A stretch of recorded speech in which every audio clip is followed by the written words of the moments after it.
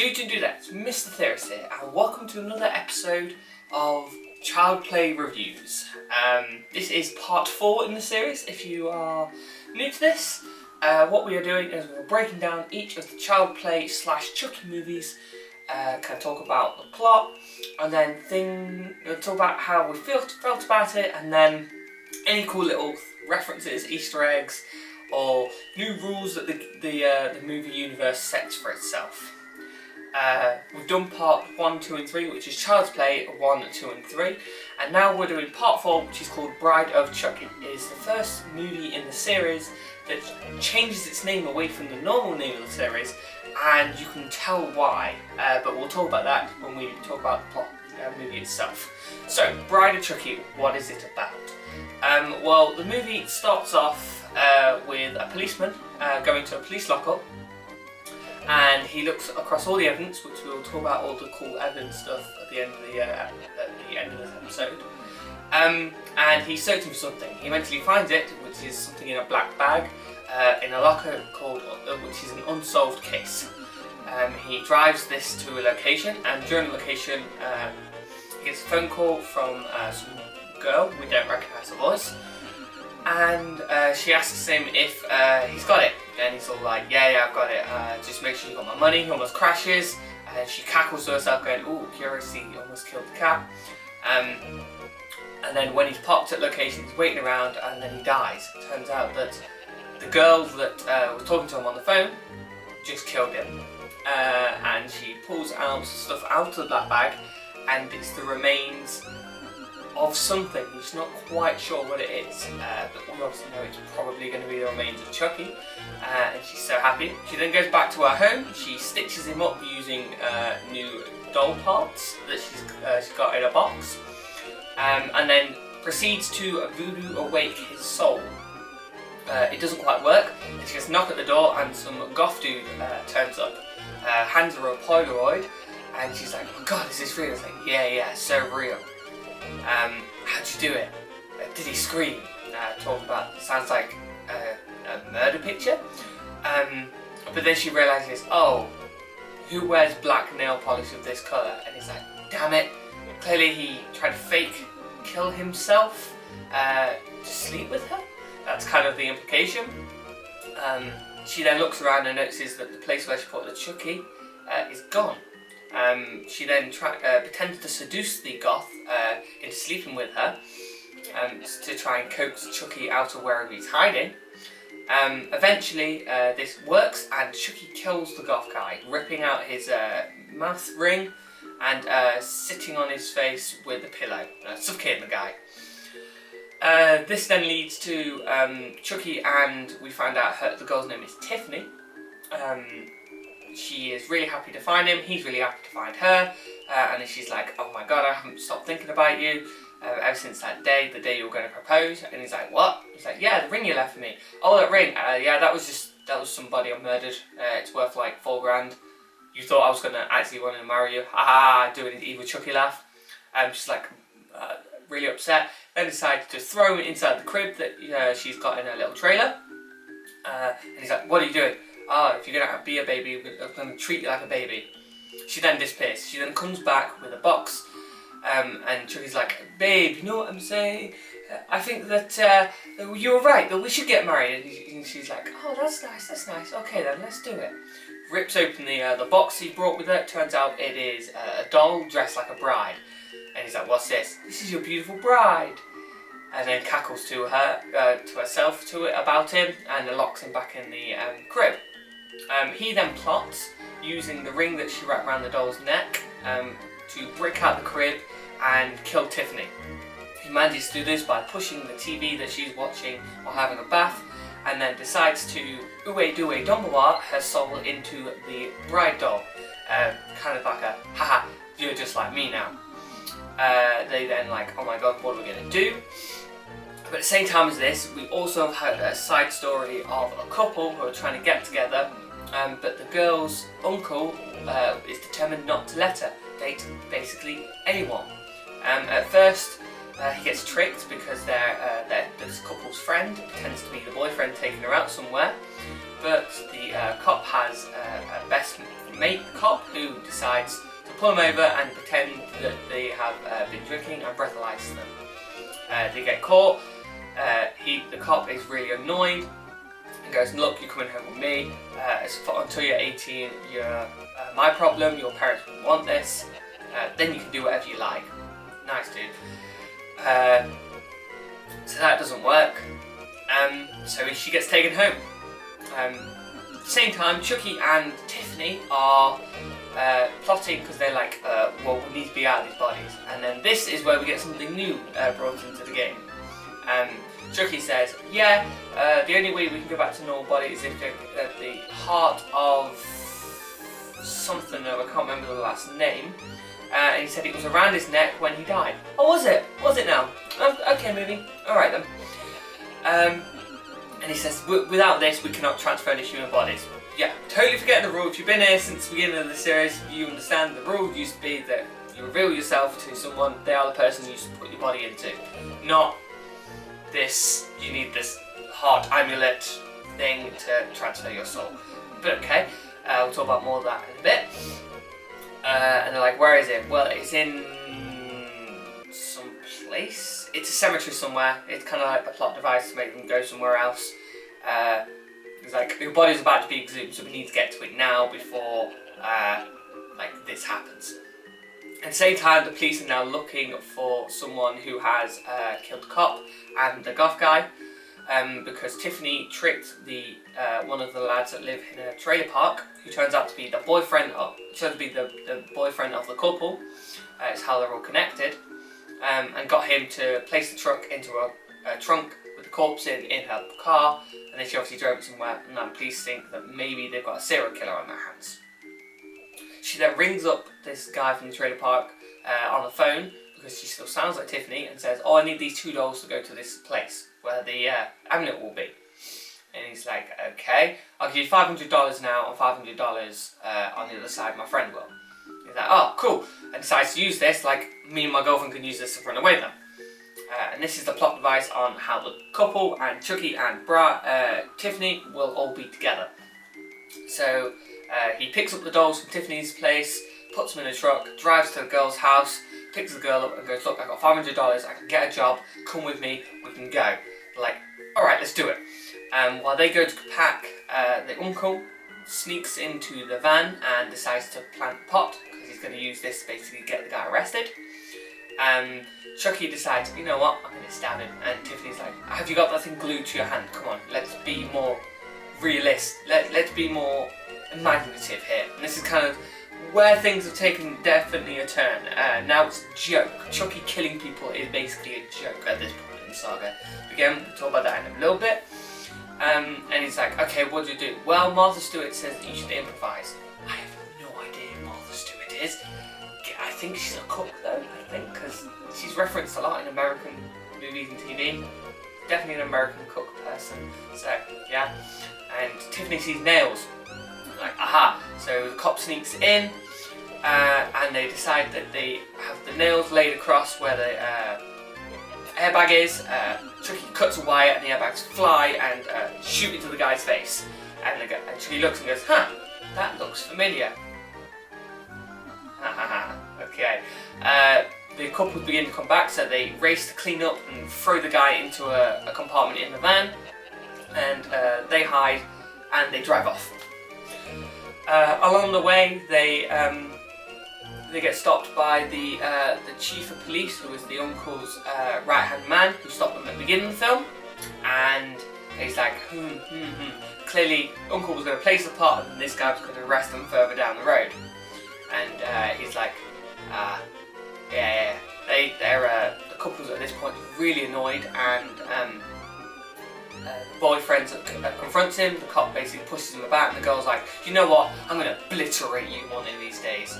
And the boyfriend's like, chill out, go get some food. I'll go talk to this guy. So she walks away. The guy then goes, gets into his van, and the policeman basically goes and checks the whole car. Chucky then goes, okay, watch the professional. The policeman goes back to his car to basically radio to find out where the chief of police is. Chucky gets a t-shirt from the back of the car and a lighter, and lights the t-shirt in the petrol tank of the policeman's car, blowing the policeman's car up. The girl coming out of the shop is freaked out because she's just seen the explosion. The boyfriend, not knowing where the girlfriend is also freaked out. They both get in the car and they run off because they have no idea what to do. And then they decide to blame each other.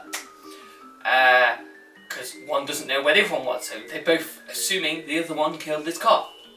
They're both freaked out, they need to do something, so they stop outside of a church, and the boyfriend goes, let's get married. Come on, let's just go get married, please.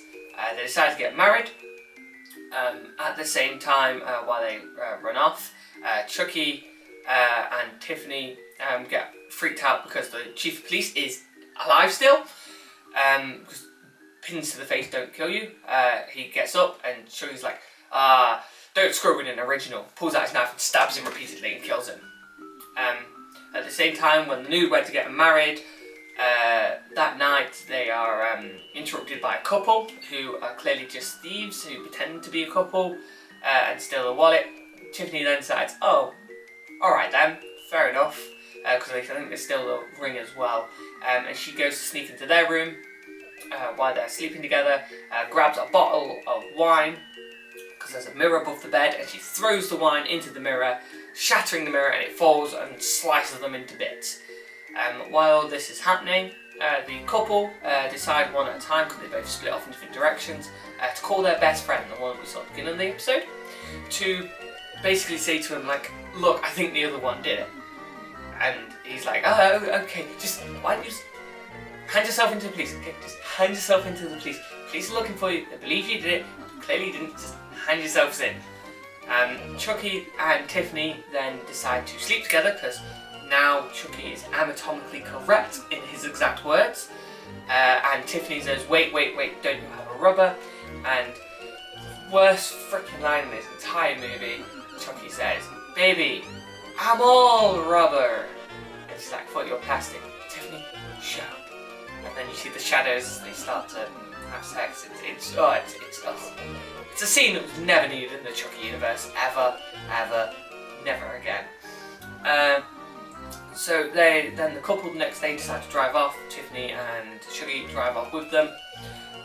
But then along the way they get freaked out by their friend, who's like, look, neither of you did this. You're both so convinced that neither one did it. Either you're really good liars, or neither of you did it. And he's like, what's that smell? Oh, something really smells in here. And they're both like, oh, okay, everything's fine. And then he looks around the car, the truck, sees the chief's corpse, pulls the chief's gun out, and he's like, wait, let me out of this car, okay? I don't know which one of you killed people, just let me out of this car. And they're like, wait, we didn't do anything. No, let me out of the car. And that's when Chucky and Tiffany reveal themselves getting guns out of somewhere. You don't know where the heck they got guns from. And they're like, shut up! And they're like, what? The best mate freaks out, they stop the truck, he gets out of the car, and, oh no, before they reveal themselves, he's all freaked out, he steps out, they're on a motorway, and he's like, oh my god, that's when Chucky and Tiffany point their guns at the best mate, and he's like, A cop sees him pointing the gun into the truck, cop starts to come round the corner, best mate steps out in the road, smashed by a van, into pieces, everyone's all, oh, and then Tiffany and Chucky point the guns at the couple and go, drive.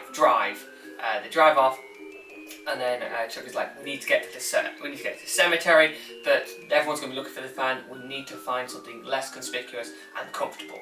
Scene then cuts to them being in a motorhome. How? They just did. This scene, we see that Tiffany has been baking cookies and also made Swedish meatballs. She's now a wifey character. Chucky's like really happy, and then the couple decide that they're going to they basically give each other a look, and the girlfriend turns around to Tiffany and says, you're cooking all day, slaving away in the oven, the least you can do is cook. Tiffany then decides, oh yeah, you're right, actually. Has a go at Chucky's like, you could at least help wash, and then the boyfriend's like, well, yeah, she's a good cook, but it's a bit of a slob in the kitchen, and he's like, why don't you clean up after yourself, Tiffany? They all then freak out as they're having a go at each other. The girl manages to kick Tiffany into the oven and close the door. The guy manages to grab Chucky and throw him out the window, but not before like gunshots get set off. They crash the car. Chucky then goes for them, and the couple try to escape, but Chucky manages to get hold of the girl and points a gun at her. It's like, come with me, because they're near the cemetery now, miraculously. Tiffany then manages to get out of the oven before the van explodes. The boyfriend grabs another gun, points at Tiffany, decides to use her as a hostage. They then all end up at the grave, but Chucky gets there first with the girl. The person exhuming his body shoots him in the head. Kill count's at like 10 at this point, it's massive.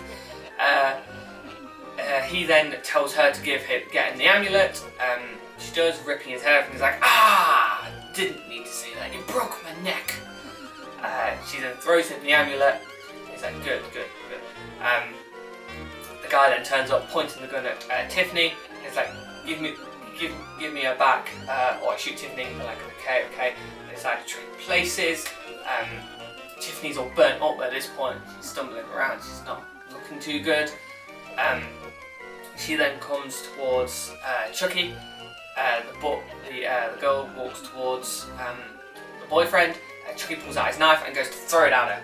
The boyfriend turns around and gets the knife in his back. He doesn't look very good. So he then decides to say to her, look, take the gun. Chucky basically decides he's going to kill everyone at this point. Tiffany's decided this isn't right. He's like, we are monsters, Chucky. And then pulls out the knife that he always hides and stabs Chucky. Chucky then is like, ow, really hurt. Tiffany's nowhere near him, and the couple then shoot him to bits. He dies, falling into his grave, and that's the end of Chucky. The couple then don't know what to do. Then the police officer, the sheriff, I should say, not police officer, the sheriff, who's been on the news a couple of times talking about these murders, turns up and basically like, freaks out because he sees Chucky in the grave. Chucky's kind of alive. He's like, let me out of here, let me out. They shoot him, killing Chucky, and he falls into his own grave, dies. We don't know what. He then says to the couple, look, you go, well, what we're going to do about police. He then takes on the radio and go, oh, it turns out it wasn't the couple. It wasn't them. We'll talk about it later. The couple then stumble off into the distance. He finds Tiffany and goes up to Tiffany. And holds her and she starts freaking out. She's like, ah! It's like, what? Tiffany's still alive? What? He then drops Tiffany, freaking out, because he's like, oh my god, this thing's alive. She then starts to convulse, and then her legs open, and she ejects out this weird baby thing that then attacks him. He's got blood all over him, it latches onto his neck, screaming, and the movie ends. And that is their setup for Bride of Chucky, because there's another one. So now we're going to talk how I feel about this movie, and then we'll talk about cool little Easter eggs and stuff. So, yes. This movie is bad. If you like the Chucky universe, like me, you might have a different opinion, but this movie is bad. I didn't realise how awful it was till I watched the previous three. The previous three movies, I said this in my last video, is that they are horror-esque. This one takes a total left turn from the rest of the saga, which I guess a lot of 80s going into the 90s horror movies did, and kind of cheese up, because horror wasn't really horror in the 90s. It was more haha horror, it was more comedy horror than straight up horror in the 90s. But yeah, it does it in such a way, it feels awful. There's cheesy one-liners that just do not work. The whole thing that Chucky can now sleep with Tiffany, just shoehorned in there. They totally changed the rule on how Chucky can transfer into a human body again. And no one was a likeable character. Chucky, Tiffany, like Chucky obviously it's funny because we've warmed up to Chucky, but he's making silly one-liners and Tiffany is just, oh, I'm in love with Chucky and I want to impress, and stabbing murders is not the right way to go. Martha Stewart would do it this way. Okay, alright. The couple, they're alright. but you kind of decide, wow, you turn on each other the first chance you get. That's not very cool. Chief of Police, who's the uncle, hated him. Chief of Police, right-hand man, hated him. The two random victims, hated them. And that, to be fair, I think that's another trope of the 90s, is that when you've got people dying and getting killed off, having people that are hated so that you kind of root for the killer in the movies, is kind of a trope. I remember in Freddy 2, there was like, there was a couple of bully characters, and there was also the gym, the coach, who basically enjoyed being sadistic to his students, and when Freddy kills him, you kind of feel good about it. You've got like, it's kind of like a tropey thing, and it's just, hate it. If I ever like do all of the Freddy movies, I'm worried about watching all of them, but they were all done very close to the 80s, not many in the 90s, so they might not suffer from it as much. But yeah, Bride of Chucky, if you're a fan of the first three and you haven't seen it, you don't really need to be honest. Bride and Seed kind of take a left turn from where the story of Andy and Chucky go, because Andy and Chucky's story finish. I think maybe their story's going to continue in Cult or Curse, I think I heard that, but I'm not sure. But yeah, this feels like people understood that Chucky was popular. They no longer wanted to do child's play with Andy's character, but they wanted to continue using Chucky, hence why it's Bride of Chucky. And also the Seed Chucky, and then the other two are Curse and Cult of Chucky. So it's all about him now. It's no longer about him trying to get to Andy's soul. Yeah.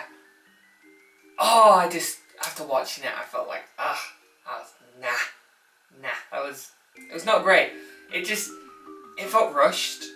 It's a quick hour and a half, and I think the other three are an hour and a half, but they didn't feel like it. There was a good pace to it. This was like, this happened, this happened, this happened, this happened, like really quick succession, and there wasn't a decent enough flow to it. As I say, none of the characters, apart from the gay best friend, he was the only one that was like, nice. He was the only good character in this, and it's a shame he got splattered into bits. So yeah, and the fact they shoehorn at the end that Chucky and Tiffany had a child, and that's clearly going to be a setup. The other child play movies, they never did a true setup. It was like, the next movie explained how Chucky was back. This is, there's the spawn of these two. It's clearly going to be the main character of the next one. So yeah, that's kind of my thoughts on this. Yeah, I don't like it. But now we'll talk about cool little Easter eggs in this. Quite funny. I don't quite know why they did it. But yeah. Right at the beginning, when the cop is looking for Chucky's remains, he looks across all the lockers, you see Michael Myers' mask, you see Freddy's claw, his glove, you see Jason's machete and mask, and it's like, oh, they're in the same universe. And now, that's kind of cool, it is. It doesn't go anywhere, so it's kind of weird. And then later down the line, where the cop gets all the screws in his face, and Chucky's like, that looks familiar. That's clearly a reference to Pinhead. The monster's name in, damn, I forgot the name of it. It's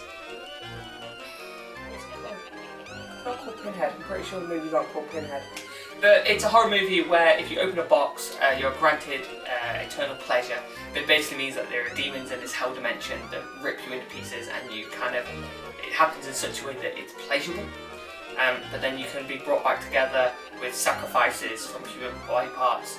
And then this guy, so the guy who opens the box initially, slowly reconstructed again by his ex-girlfriend.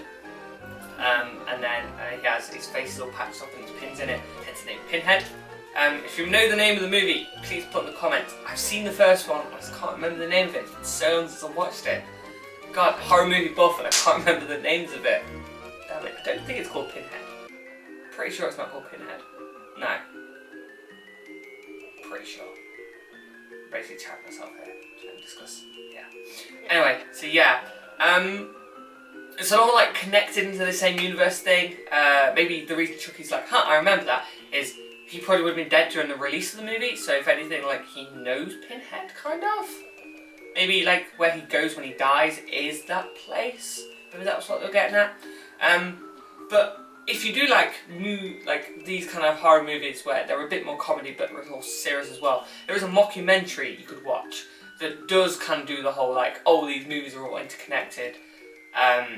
Doesn't really show you much, but kind of like it's in a one-off line, but it's kind of funny. It's a movie called Behind the Mask: The Story of Leslie Vernon.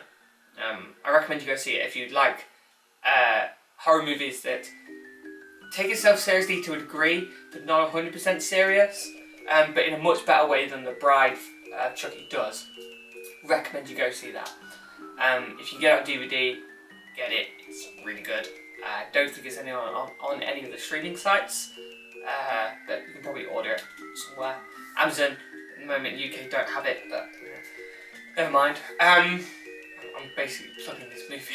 Why I'm plugging this movie so hard. So yeah, they're kind of the cool Easter eggs and references I found. And the only other thing is the rules of the universe that I like to talk about is the whole new rule that the amulet needs to be used in order to transfer their souls into a human body again. I think Cedar Chucky rolls with the same rule for a different purpose. I think it's kind of weird that they shoehorn this in instead of like keeping the overall one that when they're awakened they have to transfer their soul into a new body of someone they reveal themselves to. I don't know. It seems like someone half read the Chucky movies and decided to make this one. Anyway, I've talked for so long. Hope you enjoyed this video, guys. Look forward to the next one. I'm trying to get them all out before Halloween. I've had a bit of a busy schedule, sorry about this. Don't forget to like, comment and subscribe, and I'll catch you all in the next video. Bye!